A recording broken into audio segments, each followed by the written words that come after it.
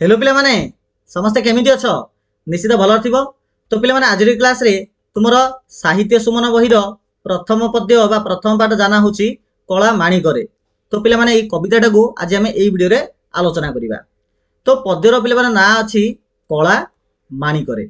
आमे समस्ते जानथिया जे पिला माने माणिक बेले कोन ना माणिकर अर्थ होची मणि, जोडा कि एक मूल्यवान पदार्थ माने जहार मूल्य सुना ठार मत बहुत अधिक। तो समस्त लोक चाहती निज पाखे गोटे गोटे मणि रखिया। कला बेले कौन ना कलार अर्थ होची कला रंग ना कि रंग जमी लाल अच्छी सबुज अच्छी हलदिया अच्छी सेमती कला भी अच्छी। ठीक अच्छे ना। तो कला माणिकर, तो माणिकर अर्थ होची एक मूल्यवान पदार्थ, कलार अर्थ होची एठारे रंग को दर्शाउची। तो एठारे मुख्यतः पिला माने श्रीकृष्ण को एठारे कला माणिक बोली कहा जायछि, जेहेतु श्रीकृष्ण देखिबा को टिके कला अटंती आ श्रीकृष्ण तांको मातांको पई मणि सदृश अटंती। अवश्य केवल कृष्ण मातांको पई नहीं, समस्त मातांको पई बहुत मूल्यवान थिले, तथापि तांको मांको पई बहुत अत्यधिक मूल्यवान थिले। बुझिला।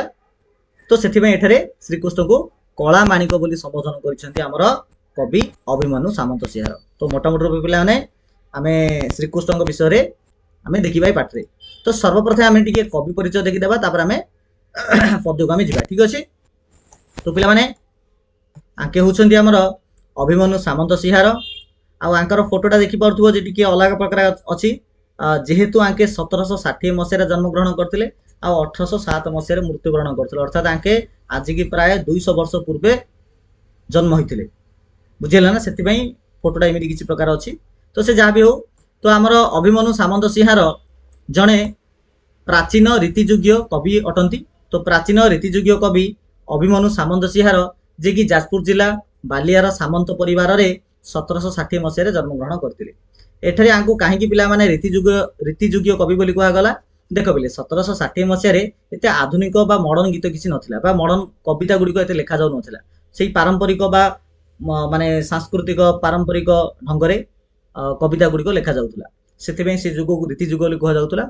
आ जेहेतु आंके ई रीतियुग टाइम पीरियड जन्म ग्रहण करथिले आ आंके जने कवि भी थिले, सेति पई आंको रीतियुग्य कवि बोली कुआ जायछि। तो प्राचीन रीतियुग्य कवि अभिमन्यु सामंत सिंहार जे कि जाजपुर जिलार बालियार गोटे सामंत परिवार जन्म ग्रहण करथिले 1760 मसिया। आउ आंके पिला दिनरु ही सुंदर कविता लिखुथिले। इमि नाइ जे बड़ होला पर आंके लिखिते सेमिति किछि नाइ, आंके छोटो बयसरु आंके सुंदर सुंदर कविता लिखिचंती। आंकर लेखा भितर देखो किछि बहुत बढ़िया बढ़िया लेखा अछि, जेमिति कि विदग्ध चिंतामणि, प्रेम कला, रसवती, बाघ गीत, सुलक्षणा, चढ़ई गीत एवं बोले हुंटी, ए सब होची तांकर लेखा गुडी।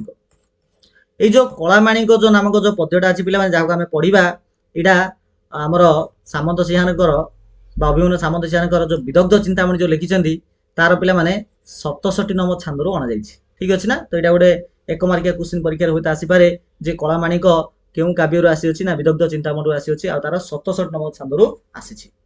तो एही पाठर सारांश होची पिला माने कोन हेछि कथा ना, प्रतिदिन श्रीकृष्ण निजर सांग मानक सहित प्रातः कालरू बा सकाल सकालू गाई मेल को धरी जंगल को जाती।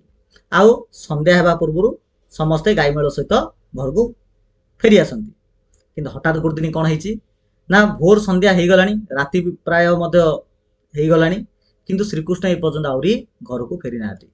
तो माता जशोदा एथिरे बहुत व्यस्त होई पड़छंती, चिंतारे भाड़ी पड़छंती। से बहुत गुडे कथा से भाबी दैछंती।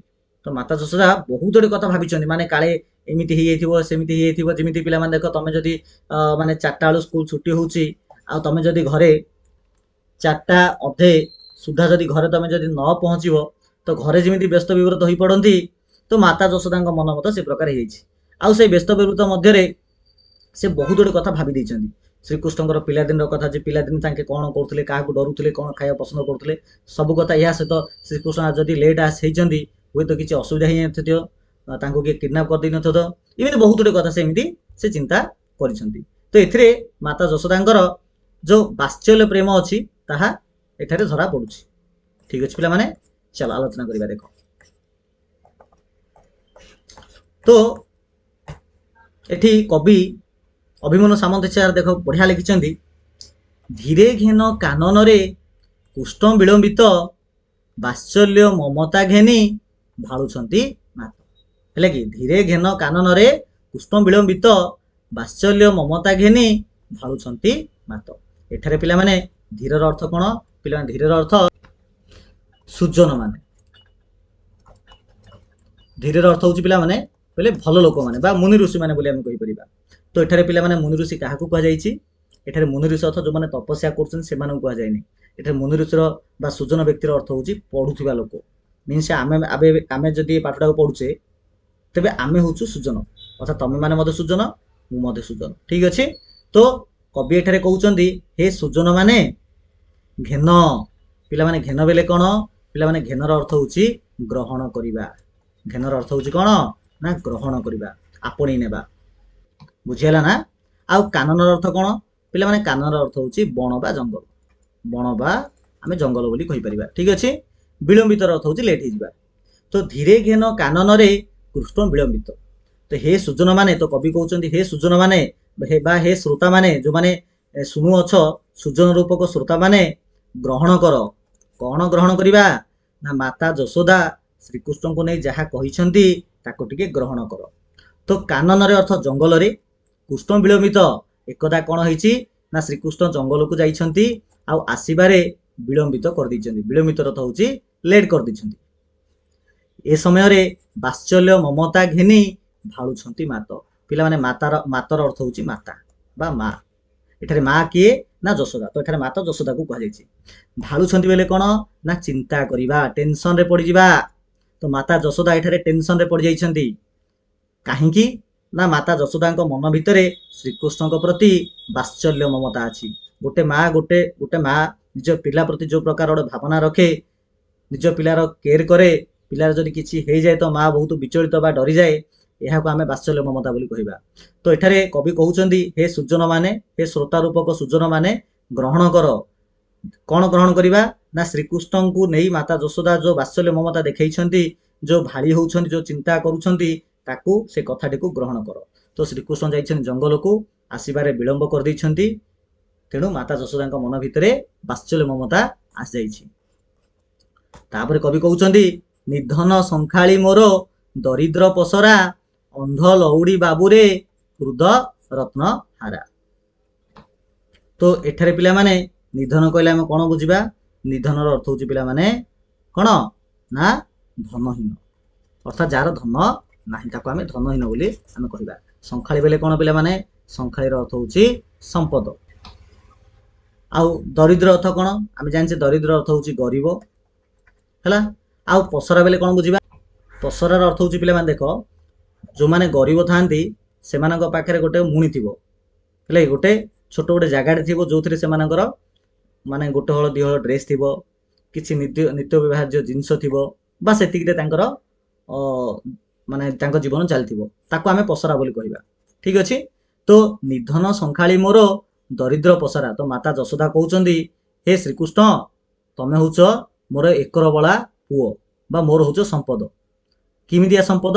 ନା ନିଧନ ସମ୍ପଦ, ଅର୍ଥାତ୍ ମୋର ତ ନିଜସ୍ୱ କିଛି ଧନ ନାହିଁ, ଆଉ ତମ ଯୋଗୁଁ ହିଁ କ'ଣ? ତମ ଯୋଗୁଁ ହିଁ ବା ତମେ ହିଁ ମୋର ଏକମାତ୍ର ସମ୍ପତ୍ତି ବା ଧନ ଅଟ। ତ ଏଠାରେ ପିଲାମାନେ ନିଧନ ସଂଖାଳି କାହାକୁ କୁହାଯାଇଛି? ଶ୍ରୀକୃଷ୍ଣଙ୍କୁ କୁହାଯାଇଛି।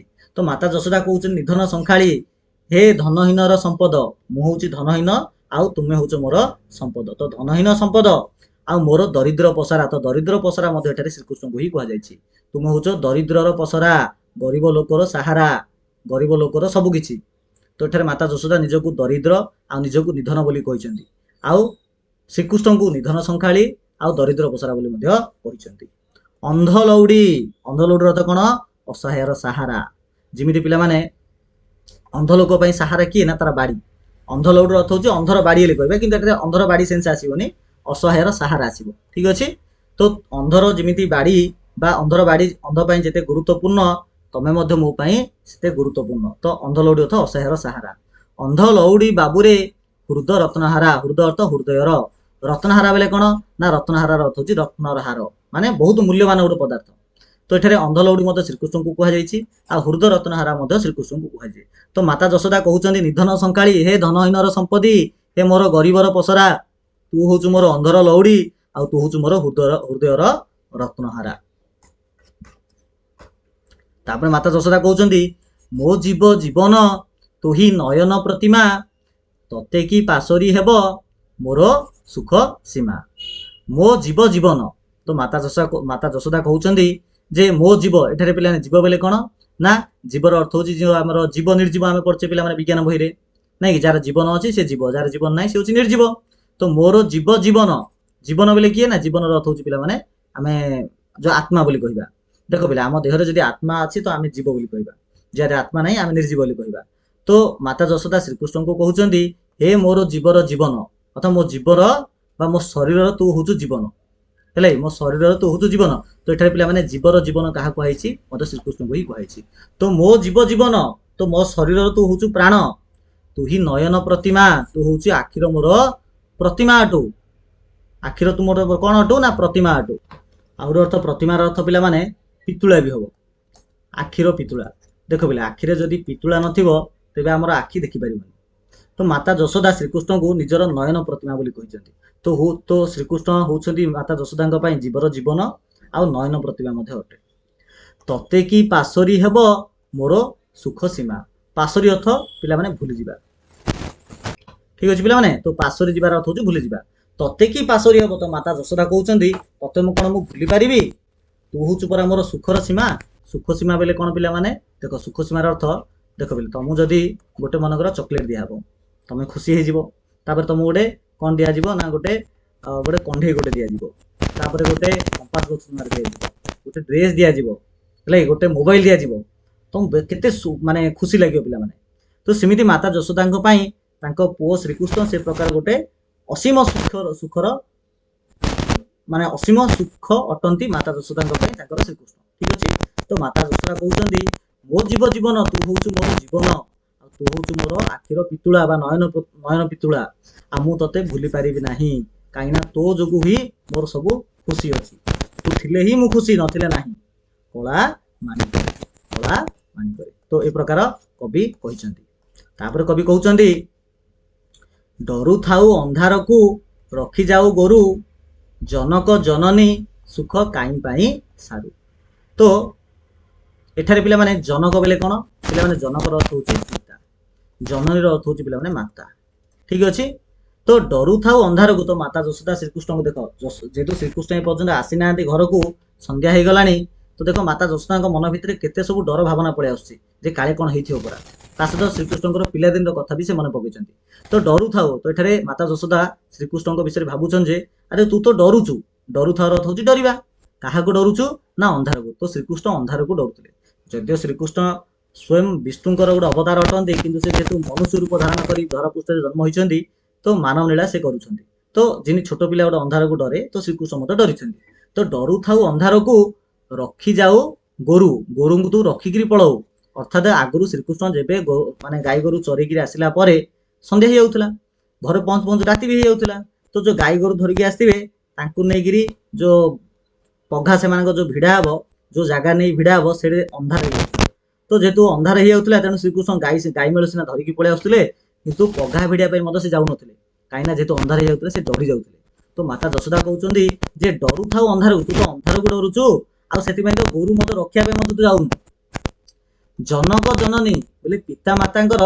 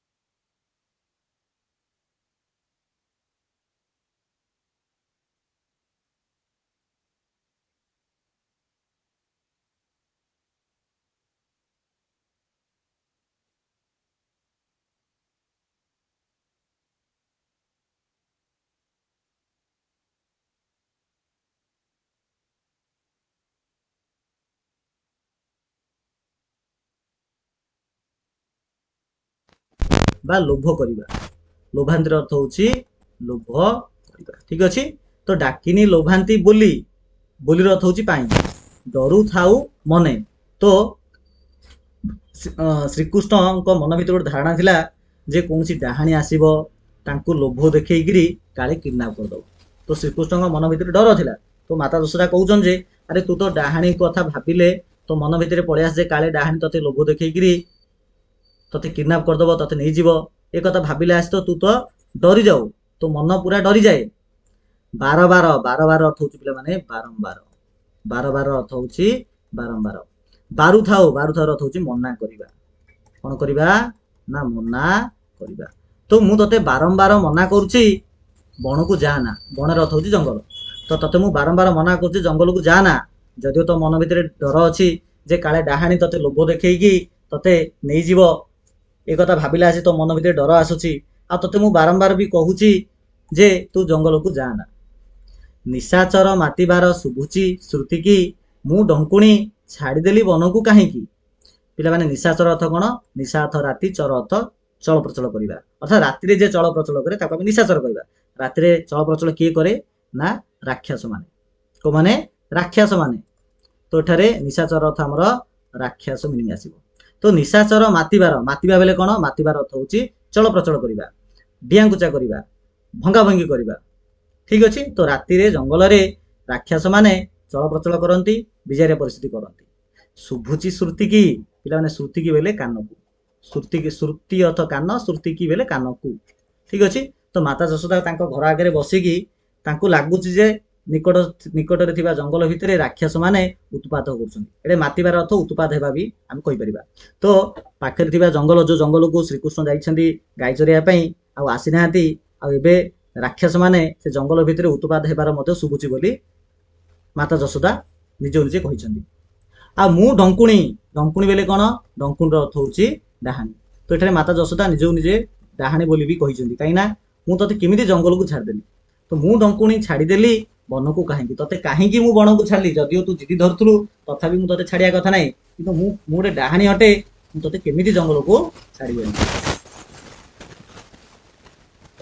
ଝାଳ ବହୁଥିବ ଅଙ୍ଗୁ ଲାଗି, ଝାଳ ବହୁଥିବ ଅଙ୍ଗୁ ଲାଗି ଝାଞ୍ଜି ଖରା, ଶ୍ରମ ପାଇ ତରୁ ତଳେ ବସିଥିବୁ ଖରା। ଝାଳ ବହୁଥିବ ଅଙ୍ଗୁ, ପିଲାମାନେ ଅଙ୍ଗୁ ବେଲେ କଣ? ଅଙ୍ଗୁର ଅର୍ଥ ହଉଛି ଶରୀର। ଅର୍ଥାତ ତୁ ଦିନ ଯାକ ଚଳପ୍ରଚଳ କରି ଗାଈ ଚରେଇକିରି ହାଲିଆ ହେଇଥିବୁ, ଦେହରୁ ପ୍ରବଳ ଝାଳ ବି ବାହାରୁଥିବ। ତ ଶରୀରରୁ ବା ଶରୀରର ପ୍ରତ୍ୟେକ ଅଂଶରୁ ଝାଳ ବାହାରୁଥିବ। ଝାଞ୍ଜି ଖରା ବୋଲେ ଟାଣ ଖରା। ଝାଞ୍ଜି ଖରାର ଅର୍ଥ ହଉଛି ପିଲାମାନେ ଟାଣ ଖରା। ଅର୍ଥାତ ଟାଣ ଖରାରେ ତୋର ଦେହରୁ ଝାଳ ବାହାରୁଥିବ।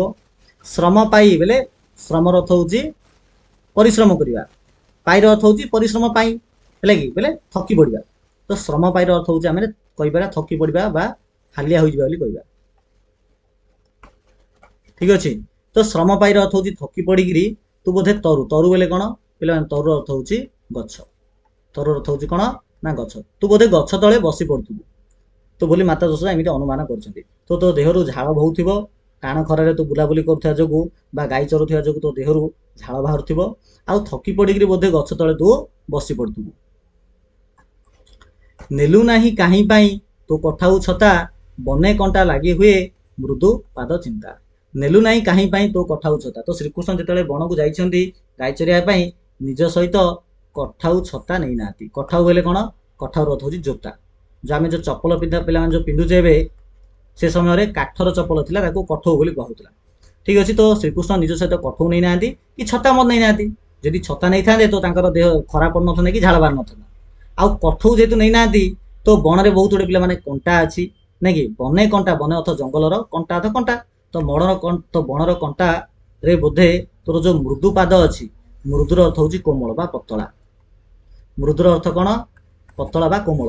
ତୋର ଯୋଉ ପତଳା ପାଦ ଅଛି, ସେ ପାଦରେ ବୋଧେ କଣ୍ଟା ଗେଞ୍ଜି ହେଇଥିବ, ଯେହେତୁ ତୁ ଚପଲ ବା କଠଉ ନେଇନୁ। ତ ନେଲୁ ନାହିଁ କାହିଁ ପାଇଁ, ତୁ କଣ ପାଇଁ ନେଲୁନୁ? ଜଙ୍ଗଲକୁ ଯିବା ପୂର୍ବରୁ ତୁ କଣ ପାଇଁ ଛତା ଆଉ କଠଉ ଧରିକି ଗଲୁନୁ? ଆଉ ଛତା ନ ନେଇଥିବା ଯୋଗୁଁ ତୋର ଦେହରୁ ଝାଳ ବାହାରୁଥିବ, ଶରୀରରୁ ପୁରା ଝାଳ ବାହାରୁଥିବ। ଆଉ କଣ୍ଟା ଯୋଉ ଅଛି, ସେ କଣ୍ଟା ତୋର ପାଦ ମାନେ କୋମଳ ପାଦ ବା ପତଳା ପାଦରେ ଫୋଡି ହେଇଥିବ, ଆଉ ରକ୍ତ ମଧ୍ୟ ବାହାରୁଥିବ। ତ ଏ କଥା ମାତା ଯଶୋଦା ଚିନ୍ତା କରିଛନ୍ତି। କାନ ଡେରି ଥାଇ ଏକା ତୋ ବେଣୁ ଗୀତକୁ ଆଜି କିମ୍ବା ଶୁଭୁ ନାହିଁ ଭାବୁଛି ମନକୁ। ତ ଏଠାରେ ପିଲାମାନେ ବେଣୁ ଗୀତ ବୋଲେ କ'ଣ ବୁଝିବା ନା ବେଣୁ ଗୀତର ଅର୍ଥ ହେଉଛି ବଂଶୀ ଧ୍ୱନି ହେଲେ ବଂଶୀ ସ୍ୱର ବୋଲି ମଧ୍ୟ ଆମେ କହିପାରିବା। ମାନେ ଶ୍ରୀକୃଷ୍ଣ ଯେତେବେଳେ ଜଙ୍ଗଲରୁ ଘରକୁ ରିଟର୍ନ ହୁଅନ୍ତି ସନ୍ଧ୍ୟା ସମୟରେ, ତ ରିଟର୍ନ ହେବାର ଟିକେ ପୂର୍ବରୁ ଶ୍ରୀକୃଷ୍ଣ ନିଜର ବଇଁଶୀର ସ୍ୱର ବଜାନ୍ତି। ତ ବଇଁଶୀର ସ୍ୱର ଯେମିତି ବାଜେ ତ ମାତା ଯଶୋଦା ଜାଣିପାରନ୍ତି ଯେ ତାଙ୍କ ପୁଅ ଶ୍ରୀକୃଷ୍ଣ ଆସିଗଲା ବୋଲି। କିନ୍ତୁ ଆଜି ବଂଶୀ ସ୍ୱର ଶୁଭୁନି। ତ କାନ ତ ମାତା ଯଶୋଦା କହୁଛନ୍ତି ଯେ ମୁଁ ମୋର କାନକୁ ଡେରିକି ଅଛି, ଅନେଇ ବସିଛି କେତେବେଳେ ତୋର ବଂଶୀର ସ୍ୱର ଶୁଭାଯିବ। ତ କାନ ଡେରି ଥାଇ ଏକା ତୋ ବେଣୁ ଗୀତକୁ, ମୁଁ ଏକା କେବଳ ତୋ ଗୀତକୁ ବେଲେ ତୋ ବଂଶୀ ସ୍ୱରକୁ ମୁଁ ଅନେଇ ବସିଛି। କିନ୍ତୁ ଆଜି କିମ୍ବା ହେଲେ ଆଜି କିମ୍ବା ହେଲେ ଆଜି କ'ଣ ପାଇଁ, ଆଜି କ'ଣ ପାଇଁ ଶୁଭୁନି ତୋର ବଂଶୀ ସ୍ୱର ଆଜି ମୋତେ କ'ଣ ପାଇଁ ଶୁଭୁନି ଏହା ମୁଁ ଭାବି ବସିଛି ବୋଲି ମାତା ଯଶୋଦା ଏମିତି କହିଛନ୍ତି। ତ এই ପ୍ରକାର ପିଲାମାନେ କବିତାଟିକୁ ଆଜି ଆମେ ଏଠି ଦେଖିଲେ। ଏହାର ପରବର୍ତ୍ତୀ ଭିଡ଼ିଓରେ ଯେଉଁ ପ୍ରଶ୍ନ ଉତ୍ତର ଅଛି ପିଲାମାନେ ତାକୁ ମଧ୍ୟ ଆମେ ଡିସ୍କସ୍ କରିବା। ଠିକ୍ ଅଛି। ତ ଆଶା କରୁଛି ନିହାତି ଭାବେ କ୍ଲାସଟା ତୁମକୁ ବୁଝା ପଡ଼ିଥିବ। ତ ଚାଲ ପିଲେ ଭିଡ଼ିଓକୁ ଆମେ ଏଠି ଏଣ୍ଡ କରିବା। ସମସ୍ତଙ୍କୁ ଥ୍ୟାଙ୍କ ୟୁ ସୋ ମଚ୍।